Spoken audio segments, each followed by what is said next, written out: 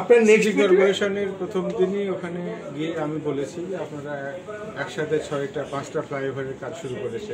হয়তো এক সময় ছিল আমাদের বরাদ্দের ফ্লো ঠিক ছিল, এক ধরনের শুরু হয়েছিল, এখন তো সে পরিস্থিতি নাই আমাদের, অসংগত কারণেই নাই, এবং সামনের অদূর ভবিষ্যতে আবার আগের অর্থের প্রবাহ আমরা যে শুরু করতে পারবো এরকম আমাদের সম্ভাবনা হয়তো পরে আমরা বুঝতে পারি।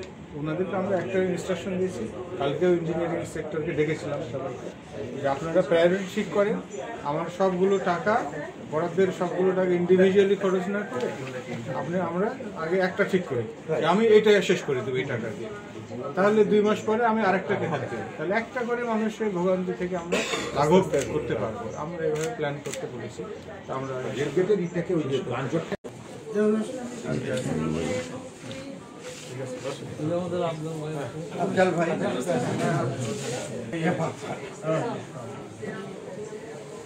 ভালো লাগলো আপনাদের সাথে আমার কাজ,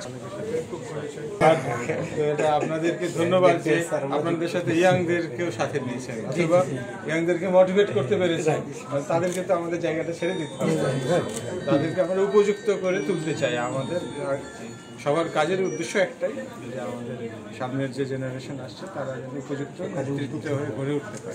আপনি এসে প্রথমে যে সূচনাটা করেছেন, গোদাগাড়ি, নাচল, গোমস্তাপুর, 6টা উপজেলাকে আমরা পানি সংকটাপন্ন ঘোষণা করেছি।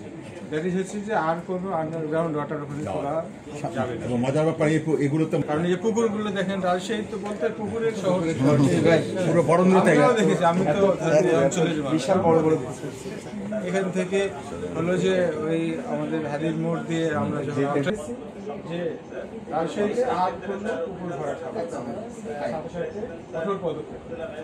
আর অনেকে প্রশ্ন করেছে যে যেগুলো ভরাট হয়েছে কি করবে। আমরা নির্বাচন এখন আমাদের মুখ্য উদ্দেশ্য, আমরা নির্বাচন আপনাদের সহযোগিতা, আপনাদের এই নিয়ে আন্দোলন করেছেন, সংগ্রাম করেছেন, রাজশাহী স্বার্থ রক্ষা পরিষদের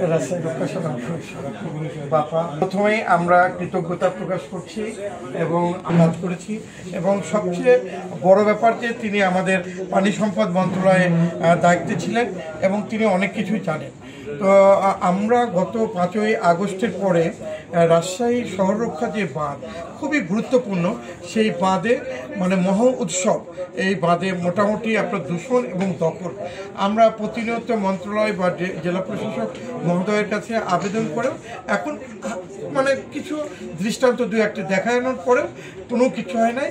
2তলা 3তলা বাড়ি থেকে দলীয় অফিস এবং মন্দির মসজিদ এরকম অনেক কিছু স্থাপনা হয়েছে, যেটা খুব সেন্সিটিভ। মূল বাঁধের আপনার স্রোপে কখনোই কিছু হয় না, এটা হয়েছে। তো এইটা আমাদের থাকলেও এই শহরের মোটামুটি যে হসপিটাল, খালবিল সেগুলো ভরাট হয়ে গেছে, দখলও হয়ে গেছে। তো আমরা যদিও উপদেষ্টা মহোদয়ের কাছে আমরা একটা লিখিত পাঠিয়েছি, আপনার বরাবরে আজকে আমরা একটা লিখিত দিচ্ছি। আমার বিশ্বাস অবশ্যই পদ্মা নদী, শিব, বারনয় নদী, পূজা নদী, মালঞ্চ, মোশাখা, বড়াল, নারদ সহ যে সমস্ত নদী আছে দখল হয়ে গেছে, ভরাট হয়ে গেছে, এবং আমার বিশ্বাস যে আপনার মাধ্যমেই আমরা এগুলিকে উদ্ধার করব। আর একটা বিষয় যে আপনি মোটামুটি গতকাল থেকেই যে পদক্ষেপ গ্রহণ করেছেন, আমরা পুনরায় কৃতজ্ঞতা প্রকাশ করছি।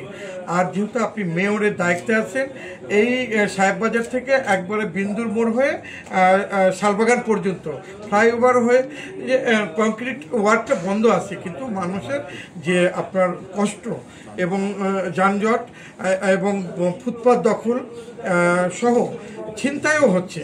তো এই সমস্ত ফুটপাত দখল হওয়ার পিছনে এবং যে সমস্ত ওয়ার্ক বন্ধ আছে ওইগুলি রোলার দিয়ে কিন্তু আপনার মোটামুটি রোলিং করে দিলে মানুষের কষ্ট হতো না, স্মুথলি মানুষ চলাফেরা করতো।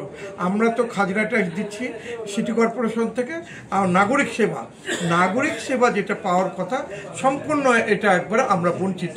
এখানে ময়লা পরিষ্কার করার কোনো লোক নেই, বাতি, ড্রেনেজ, যে পানিটা ড্রেনেজ হবে সেটা, এই বিষয়গুলি নিয়ে আমরা মোটামুটি খুব কষ্টে আছি। তো মহোদয়, আমরা এটা একবারে পানির ইয়ের পুরে দিচ্ছি, আমরা সবাই গোল হয়ে যাই। এই মিলাদ হয়ে আসে আছে, ঠিক আছে। একটু পিছিয়ে আসেন, আমি আছি।